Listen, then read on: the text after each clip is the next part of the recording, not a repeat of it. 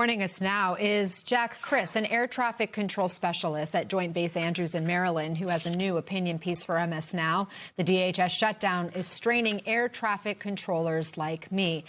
Jack, thanks so much for coming on to offer your insights and how you're looking at all of this. I know there's already so much stress for airport workers, and while the DHS funding isn't necessarily impacting your paycheck directly this time, talk to us about how it is impacting aviation more broadly.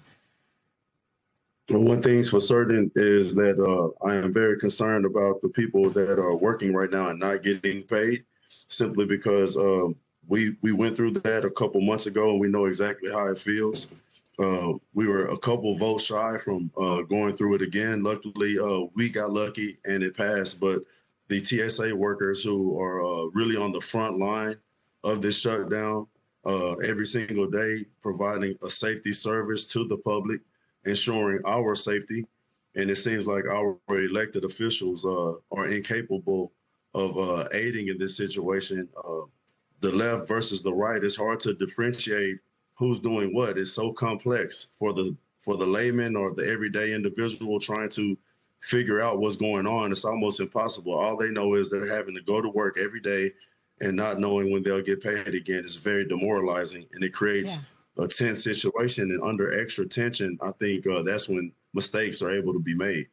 I hear you saying you feel their pain. Now, we did hear TSA workers should get paychecks as soon as today after the president's executive order.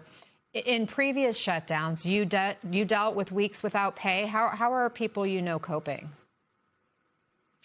I'm not certain how people in general are coping, but I do know specifically that when I wasn't getting paid, I forced myself to work extra. You know, there are little, jobs that can help supplement your pay, but who wants to do that? We signed up for a job and a career where we can get paid by our trusted government officials, the government, and it's very unfortunate when under these standards and under these times right now, it's hard to ascertain when you'll get paid again. It makes you not certain if that's what you want to continue to do. It's hard and it's unfair. Now, they will get paid, as you say, but it's still unfair when you don't know when you'll get paid again. And it creates an environment where there's a lot of lower morale and less trust in your government. And that's just not a good position to put a federal worker in. We just discussed with my colleague, Michael, what's happening when it comes to the maneuvers on Capitol Hill, or the lack thereof right now as they're on recess. When you look at how lawmakers are handling this, what message are they sending to federal aviation employees?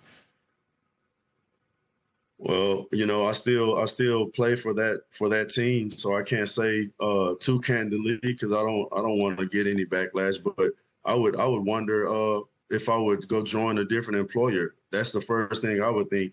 And I know ATC is understaffed. And if we want to recruit more staffing, how can we do that when this is going on in the national spotlight? So I feel like we need to, as leaders, I'm not a leader, but as a congressional leader, we need to encourage employees. We need to encourage employment. And it's hard to do so with dysfunctioning government. And it sets a bad stage for anybody that's aspiring to get into this field. What does all this mean for air safety? You talk about recruiting and retaining workers being even more difficult now when I know there are already shortages. What about the safety factor? Well, me being who I am, and everyone that I know, safety is number one. So I can say right now to the public, safety is not a concern as far as air traffic is concerned. We're going to provide the best service we can at all times. And I am familiar with what occurred at LaGuardia last week, and that was very, very misfortunate and a very sad situation. And then what happened at DCA last year, I'm fully aware of it as well. And I want to assure the public that no matter what occurs, man, every single controller's first priority is safety. So we'll provide the best separation services possible in the best system known to man. But we are cognizant and conscious of the mishaps that have occurred.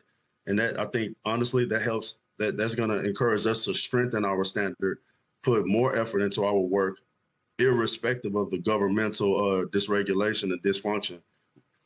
Safety is way more important than our paycheck, but it does feel good to get paid on time. I will say, we like our money on time, but safety is not compromised at all. Well, you need to get paid in order to make ends meet, in order to feed your families, in order to keep a roof over your head. I think everybody can relate to that. Jack Criss, it takes courage to speak out. Thank you for joining us to shine light, and thank you for the work you do. I know it's very stressful. Thank you so much for having me on.